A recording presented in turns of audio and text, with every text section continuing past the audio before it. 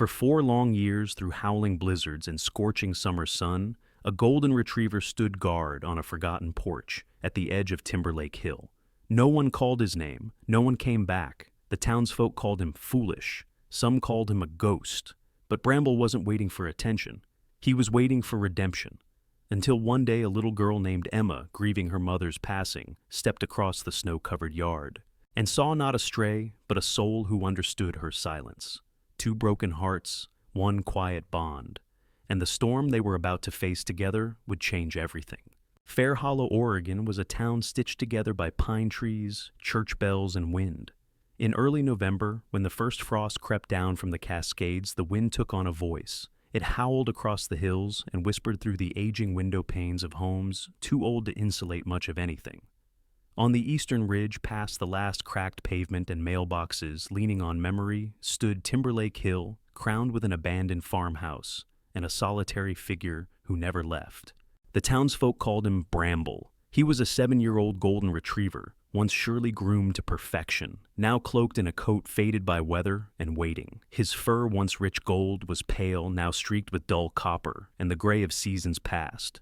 Bramble wasn't large by breed standards, but his presence filled the space like a monument. His eyes, dark and glassy, held stories no one dared read. He moved little, he barked never. His gaze, fixed always on the winding road below, seemed to be listening for something lost. He had stood vigil on that rotting porch for 4 years. Locals called him the Golden Ghost, the watchdog of Timberlake, or simply the Fool. But none tried to remove him, not anymore.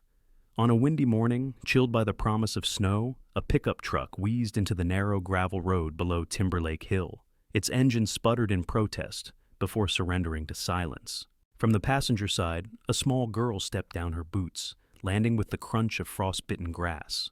Emma Callahan, age 11, wore her grief in silence and overlong sleeves. Her face was pale, round, and quietly watchful, more observant than expressive. She was of average height for her age, with chestnut hair she kept in a low braid, though today loose strands clung to her cheeks. Her eyes, wide and gray like river ice, looked out from under a knitted beanie far too big for her head. She didn't talk much since the accident. Her teachers had noted it in her school reports. Withdrawn, polite, possibly depressed. She had once been bubbly competitive in science, fairs, and the kind of child who asked strangers their favorite dinosaur. That child had not followed her from Seattle. Behind the wheel of the truck was Samuel Callahan, Emma's father, a broad-shouldered man with a permanent limp and the weary posture of someone carrying memories heavier than the moving boxes in the truck bed. His face, once clean-shaven and boyish, was now overgrown with a beard that gave him a mountain man air. He was in his late 30s but looked 10 years older. Samuel had served 12 years as a firefighter until a collapsed beam shattered his left knee, and the death of his wife shattered everything else.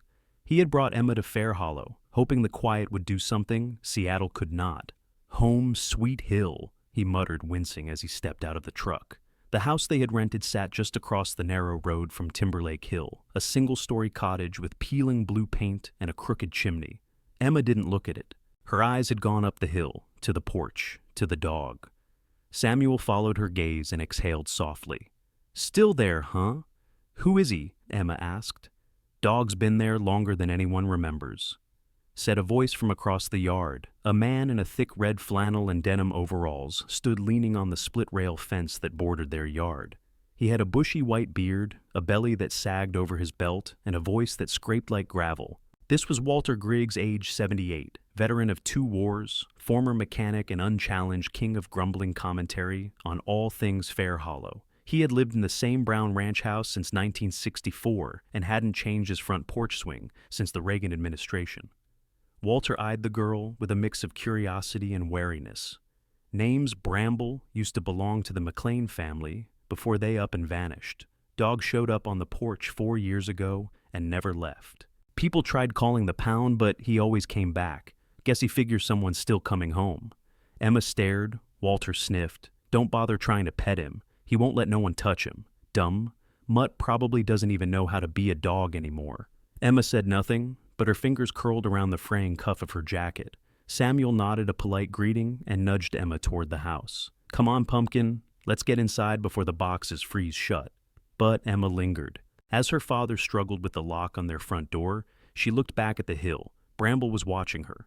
Their eyes met just for a moment, and in that single exchange, Emma felt something she hadn't in months, the recognition of pain in someone else. Not pity, not sympathy, just mutual understanding. The wind picked up. Dry pine needles whirled across the porch. Bramble's ears twitched, but he didn't move. Emma turned back to the house. The sun never quite broke through that day. It hovered behind thin clouds like a memory. The air smelled of snow and cedar, and the town creaked beneath the coming cold. Inside their new home, Emma unpacked a worn stuffed rabbit with a stitched-up ear and placed it by her window. From there she could see the porch on the hill and the dog who never left it. That night, Samuel heated canned soup while Emma read in silence. When the power flickered, Samuel made a joke about ghosts, but Emma didn't laugh. Instead, she walked to the window. Bramble was still there, lying in the exact same position, head up, facing the road, waiting. Emma woke before the sun, her eyes drawn instinctively to the frost-streaked window. The glass was blurred by condensation, but she could still make out the silhouette on the porch across the road. Bramble. Still there, unmoved, she slipped on a coat over her pajamas and tiptoed past her father, who was snoring lightly on the couch, one arm draped over a half-unpacked box. The front door creaked softly as she stepped into the cold. A silver mist hovered above the frosted grass, and the air smelled faintly of pine and wood smoke. She didn't have a plan, only a pull in her chest that insisted she get closer. Crossing the road, she made her way to the base of Timberlake Hill. The grass was brittle underfoot, snapping quietly with each step. Bramble noticed her immediately. He didn't move, but lifted his head slightly, ears twitching. Emma stopped halfway up the slope, unsure of what came next. She pulled a slice of bread from her coat pocket, peanut butter, her favorite, and laid it gently on a flat stone. "You don't have to eat it," she whispered, "but it's here." Behind her, gravel shifted. She turned, startled. Walter Griggs stood at the edge of his driveway, arms crossed, a thick-knit beanie covering his balding head. The rest of him was wrapped in layers of wool and denim, as if he'd arm-wrestled winter and come out grumbling. His breath came out in visible bursts like steam from an old engine. "That dog doesn't need you fussing over him, girl," he said, voice hoarse from age and disuse. "He's lived just fine without attention for 4 years. Let him be." Emma didn't reply. Walter stepped closer, his boots crunching over the frost. His face weathered like bark and furrowed deep studied her, not with cruelty, but with suspicion. "You're Callahan's girl," he muttered. "Seattle right. Lost your ma in a car wreck." "Sorry to hear that." Emma nodded slowly. Walter seemed satisfied with her silence, or at least not irritated by it. He pointed toward Bramble, who still watched from his perch. "That dog's loyal to one place, not people. I've seen him snap at grown men just for walking too close. He's not a pet, he's a memory. You leave him be." Emma wanted to ask more, but Walter had already turned away, muttering to himself as he trudged back toward his porch. She glanced up the hill one last time, then slowly walked home. Her heart caught in a tangle of curiosity and disappointment. Later that afternoon, when Samuel left for the grocery store, Emma returned. This time she brought a thermos cap of water and a boiled egg halved.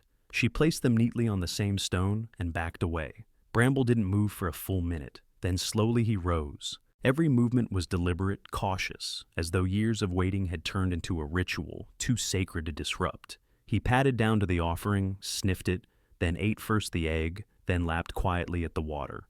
Emma stood still, hardly breathing. When he was done, he looked at her ears, slightly perked. She smiled from his porch across the road. Walter watched. His arms were crossed, his expression unreadable. The next morning, the water dish was gone, but in its place was a shallow metal bowl tucked just behind the fence line. Emma found it filled with clean water. No note, no acknowledgement, just quiet kindness. She didn't need to ask who left it. That evening after dinner, Samuel sat with a steaming mug of instant cocoa and rubbed his bad knee.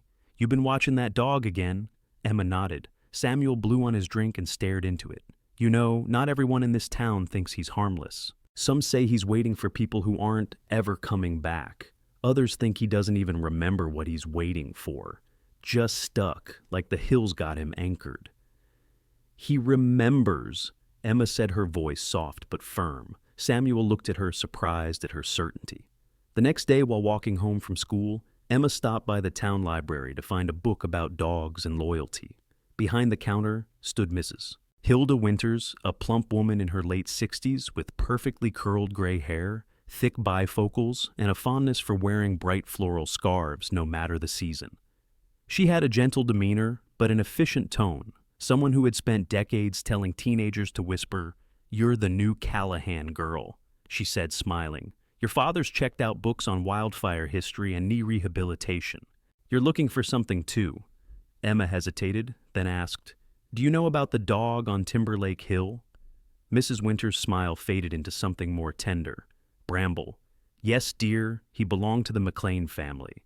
Lived in that house well before everything. What happened?" The librarian shook her head.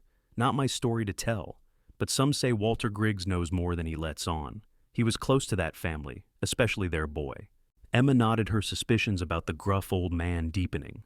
That night, while Emma was brushing her teeth, she heard footsteps on the front porch. She peeked out the window and caught a glimpse of Walter, placing the metal bowl back by the fence, now filled again with clean water.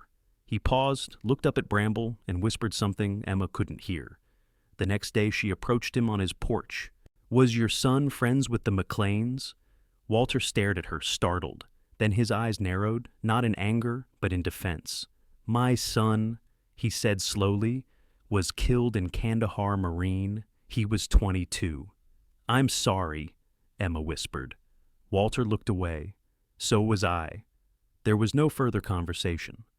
Walter stood, grunted something indecipherable, and went inside, shutting the door behind him with a firm, uninviting thud. Emma stood alone in the yard for a moment longer, staring at the empty porch and the house that held too many stories. Across the road, Bramble sat, eyes trained on the horizon. Neither he nor Walter Griggs was ready to let go just yet. The first snow arrived without warning. Fair Hollow had been gripped by an uneasy chill for days, but when the storm came, it fell fast and without apology. By late afternoon, the skies over Timberlake Hill had turned the color of smoke, and flurries danced along the rooftops like lost feathers. The town became quiet beneath it, as if every house was holding its breath. Inside the Callahan home, the living room glowed in the flickering orange of an old gas heater. Samuel stood at the window, rubbing his sore knee, watching the snow pile onto the driveway. "Don't even think about going out there," he said without looking back. "This isn't Seattle drizzle. It's mountain snow, and it'll get worse before it gets better." Emma sat cross-legged on the floor, her schoolbooks open but untouched. She stared at her gloves, her wool hat already on her head.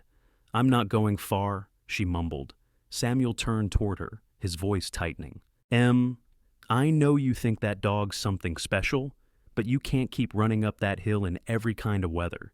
He's not your responsibility. That animal's barely more than a shadow." Emma didn't argue. She didn't have the words to describe why it mattered so much.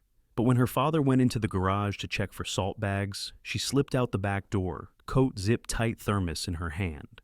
Outside, the wind whispered down from Timberlake Hill like an invitation. Snow crunched beneath her boots, the flurries now thickening into real flakes. She climbed slowly, her breath rising in warm clouds. At the top, Bramble stood as he always did, his golden coat speckled white. Unmoving, "I brought chicken and rice today," Emma said, setting the small container down on the step.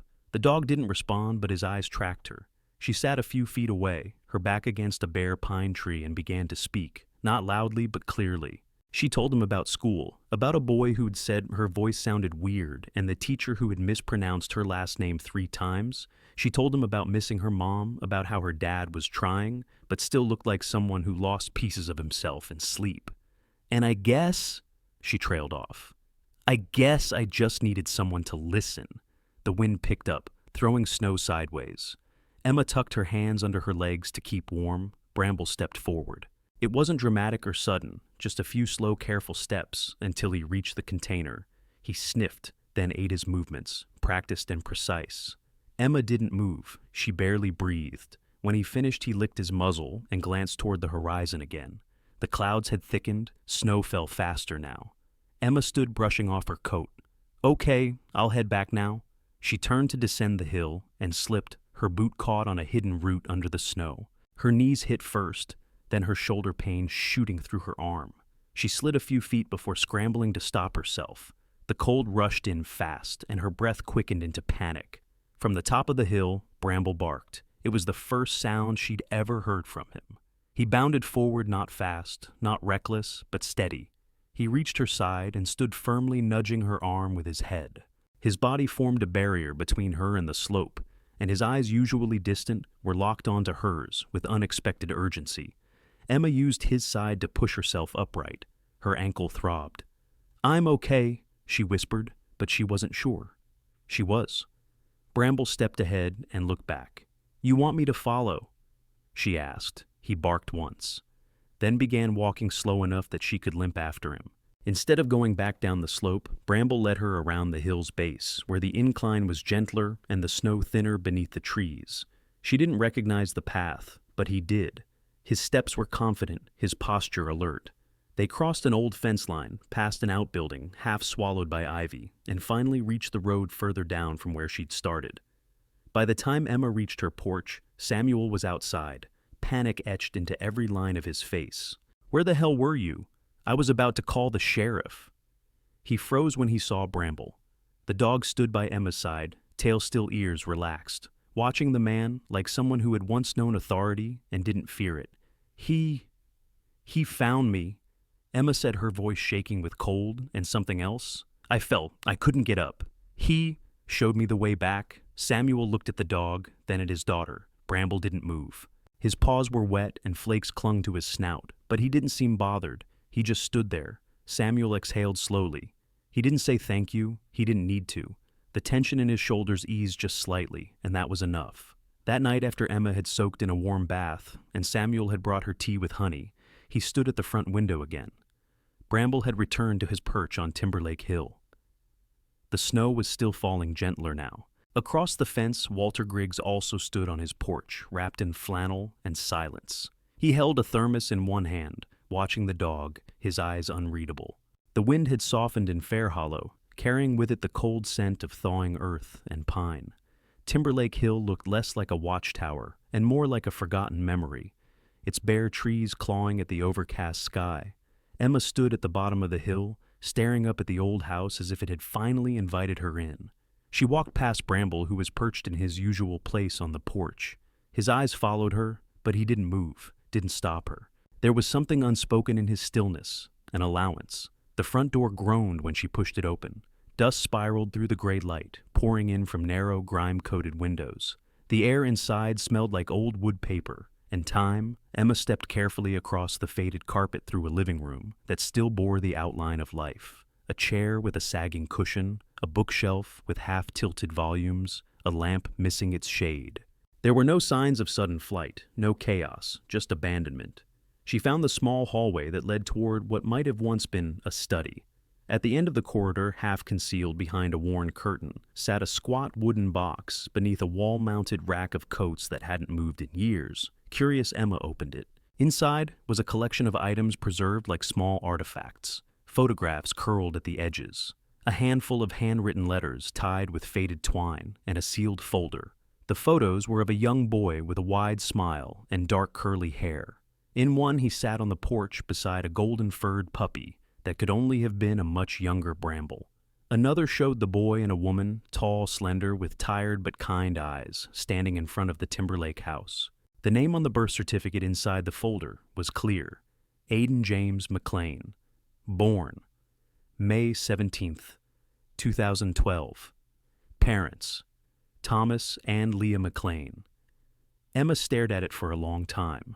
The letters, written in careful cursive, were addressed to different places: the housing board, the mayor's office, a legal aid office in Helena.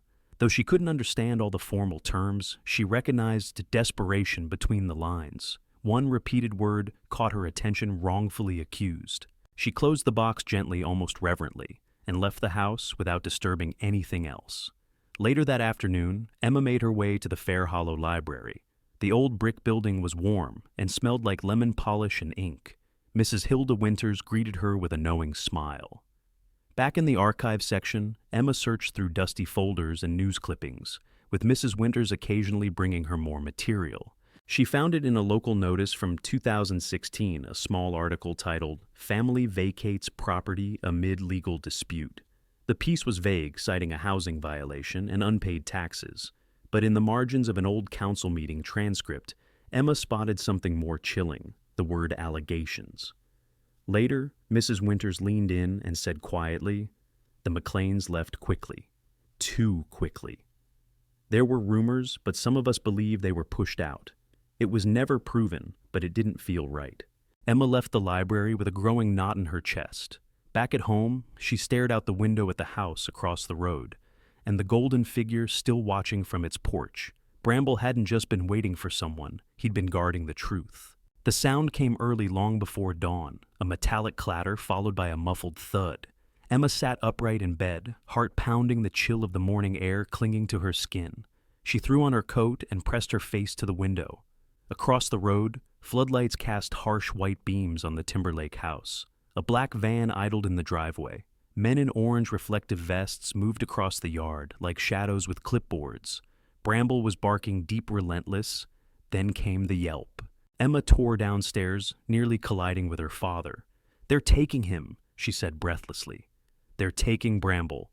Samuel, still half asleep, opened the door just in time to see two men struggling to lift the golden retriever into a crate. Bramble fought, no biting, no snarling, but with the full weight of his body refusing to bend.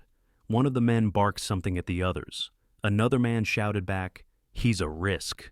From the side, a tall figure emerged. Mayor Elgin Rowe, mid-50s, lean and sharp like a pocket knife. His trench coat flapped in the breeze, his narrow face unreadable except for the tight line of his jaw.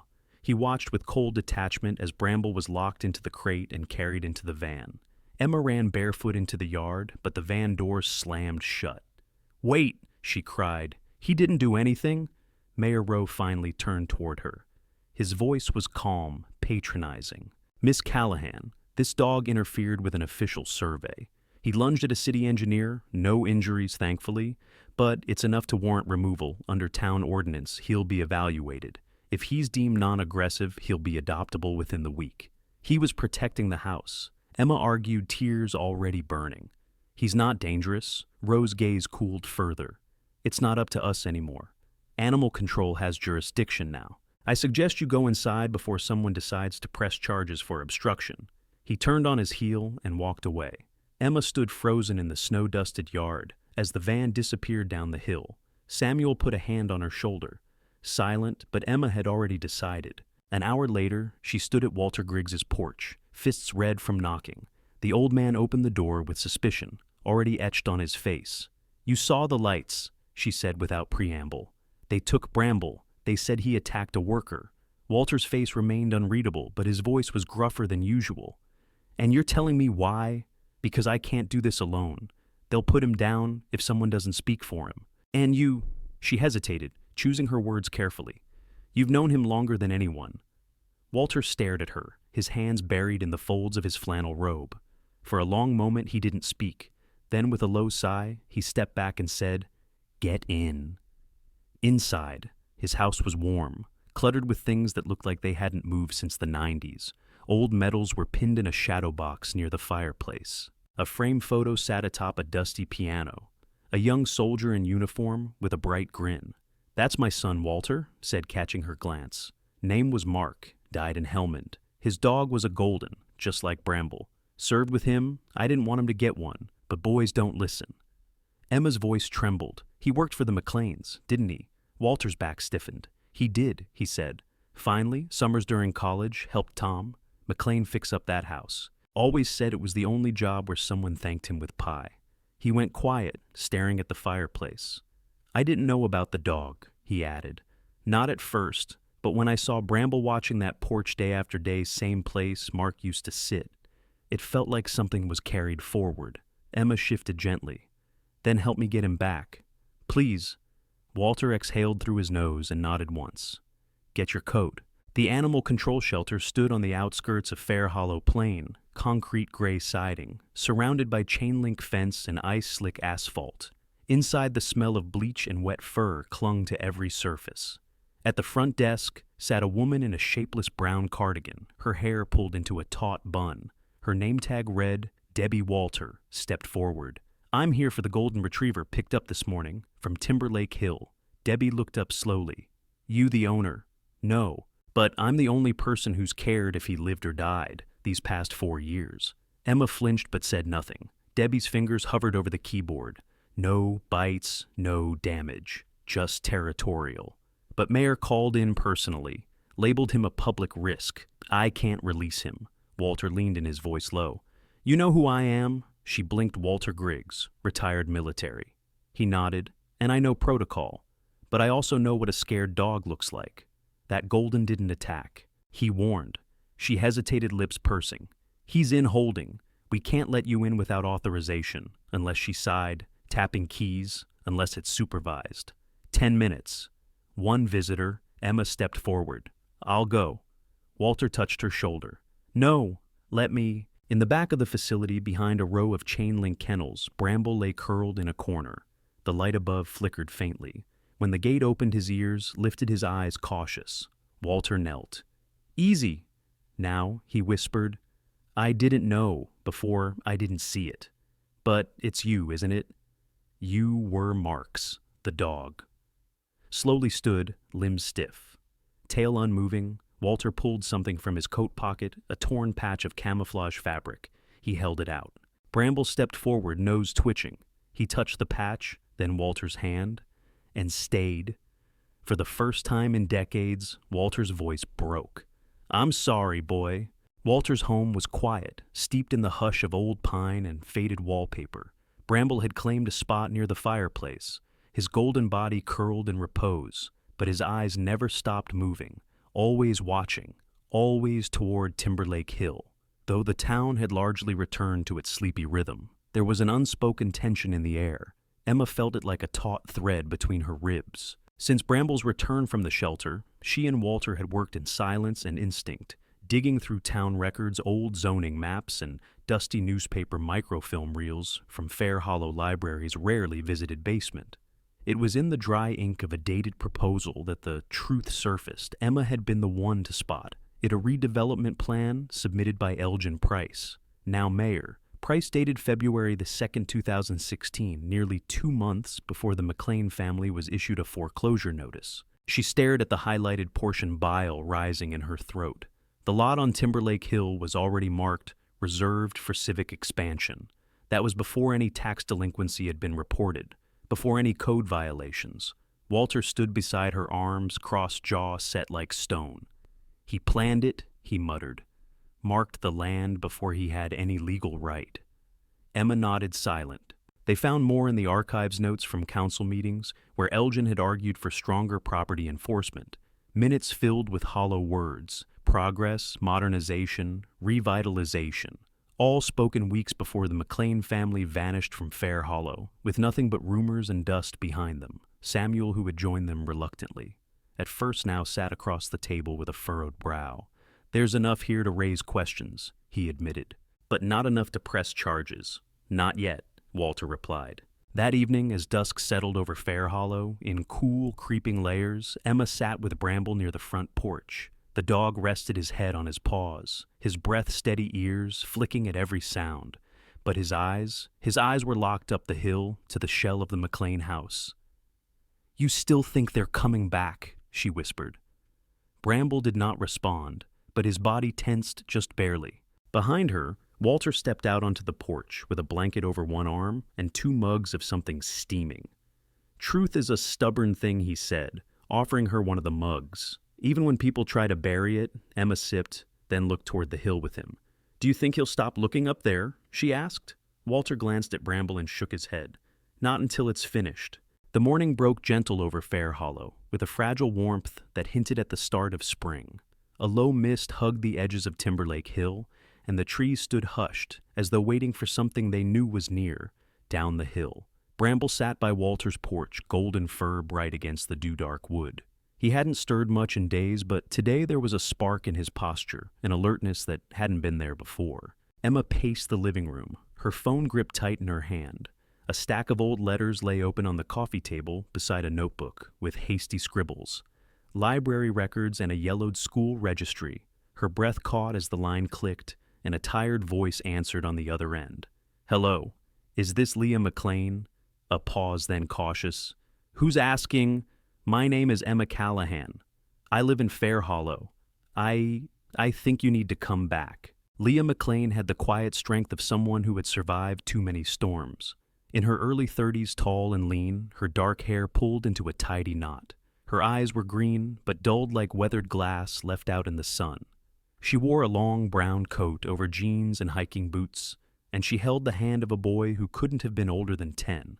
Aiden McLean. He was slender with wild dark curls that danced in the breeze and freckles scattered across his nose.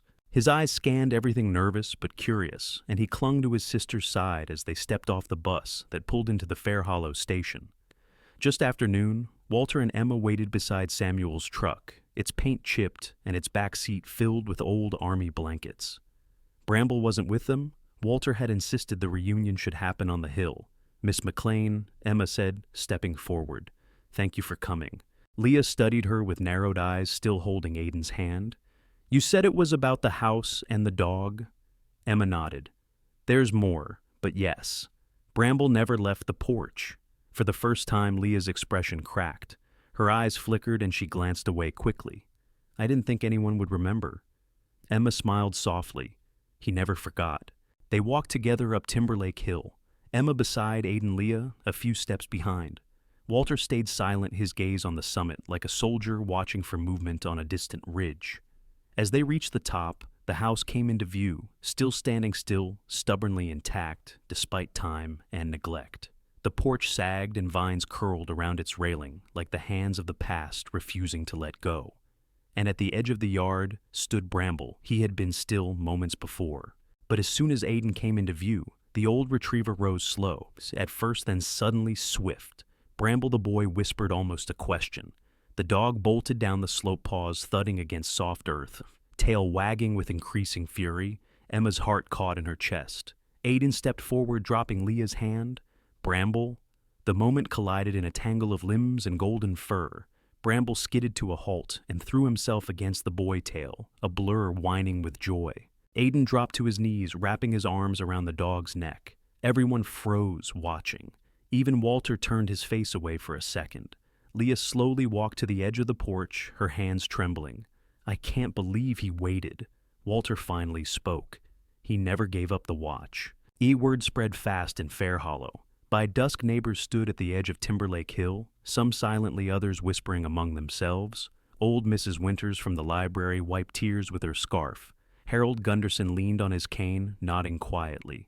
Even Mayor Elgin Price stood at the back of the crowd, arms crossed, jaw tight. Bramble lay at Aiden's feet on the porch, panting softly, his eyes never leaving the boy. It was as if time folded into itself, like the missing years never happened. Leah looked up, her voice clear but gentle. We didn't want to leave. We didn't choose it.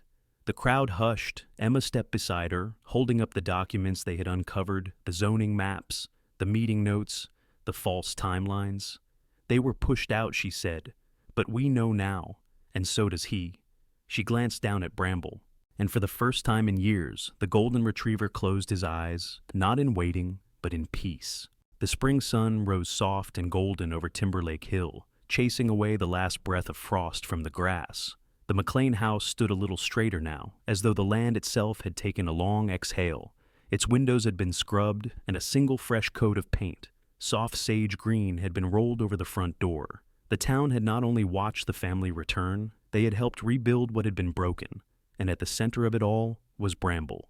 The golden retriever was now unmistakably older white, beginning to thread through the fur around his muzzle, the spring in his step a bit slower, but his spirit had never burned brighter. For 4 long years, he had waited, watched, guarded. Now he walked as a companion, not a sentinel. The town of Fair Hollow had changed with him. Emma sat cross-legged on the newly repaired porch of her family's house, just across the road from the McLeans. Her brown curls danced in the light breeze as she carefully painted the last line of a wooden sign she'd made for Bramble's water bowl. It read, "You're home." Now. Samuel stood nearby, sipping coffee and watching her with a fondness that had grown since the day Bramble led Emma home through the snow. He was taller than most men in town, broad-shouldered and quiet, with a face worn by long years of single parenting and silence. But now his eyes softened more often. He spoke more. Bramble had taught him how to listen.